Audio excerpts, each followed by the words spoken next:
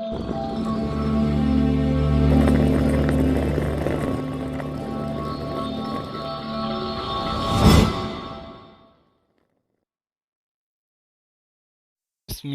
الرحمن الرحیم۔ خالق نگر ٹی وی کے معزز ناظرین، السلام علیکم۔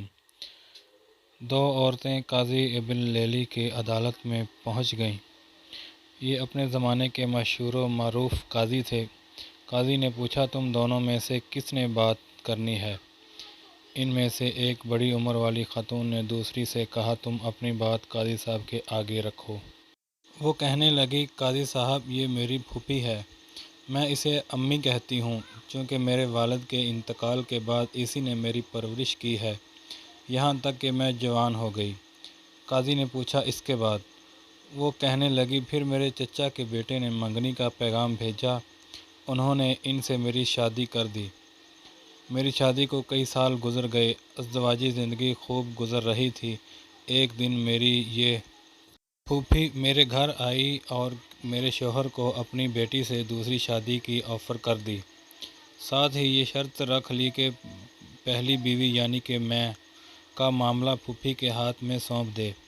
پھر شوہر نے کنواری دوشیزہ سے شادی کے چکر میں شرط مان لی۔ میرے شوہر کی دوسری شادی ہوئی۔ سہاگ رات کو میری پھوپھی میرے پاس آئی اور مجھ سے کہا، تمہارے شوہر کے ساتھ میں نے اپنی بیٹی بیاہ دی ہے۔ تمہارے شوہر نے تمہارا معاملہ میرے ہاتھ سونپ دیا ہے۔ میں تجھے تیرے شوہر کی وکالت کرتے ہوئے طلاق دیتی ہوں۔ جج صاحب، میری طلاق ہو گئی۔ کچھ عرصے بعد میری پھوپھی کا شوہر سفر سے تھکے ہارے پہنچ گیا۔ وہ ایک شاعر اور حسن پرست انسان تھا۔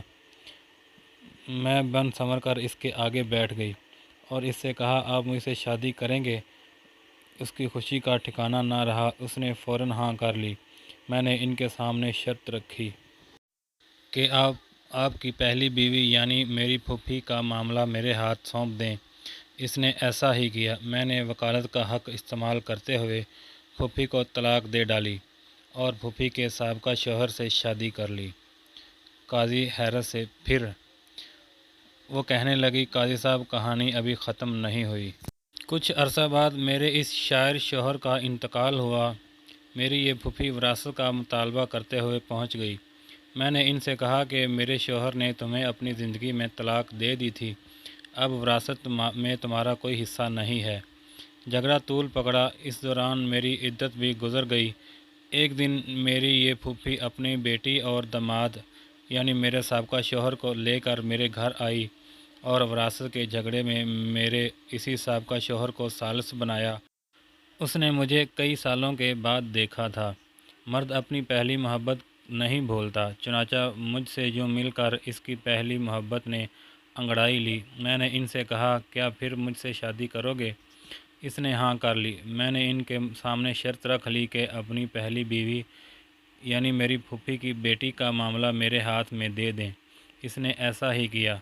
میں نے اپنے سابقہ شوہر سے شادی کر لی اور اس کی بیوی کو شوہر کی وکالت کرتے ہوئے طلاق دے دی۔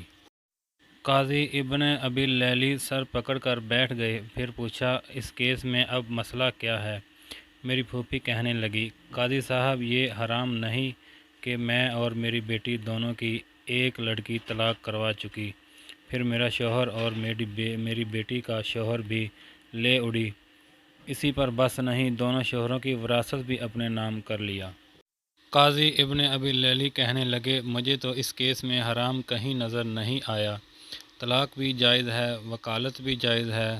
طلاق کے بعد بیوی سابقہ شوہر کے پاس دوبارہ جا سکتی ہے، بشرط یہ کہ درمیان میں کسی اور سے اس کی شادی ہو کر طلاق یا شوہر فوت ہوا ہو۔ تمہاری کہانی میں بھی ایسا ہی ہوا ہے۔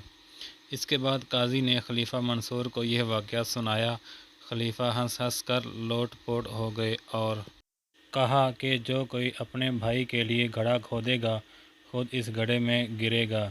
یہ بڑھیا تو گڑھے کی بجائے گہرے سمندر میں ہی گر گئی۔ ناظرین، ویڈیو اگر پسند آئی ہو تو لائک کر دیجئے، دوستوں کے ساتھ شیئر کر دیجئے۔ چینل کو سبسکرائب نہیں کیا تو سبسکرائب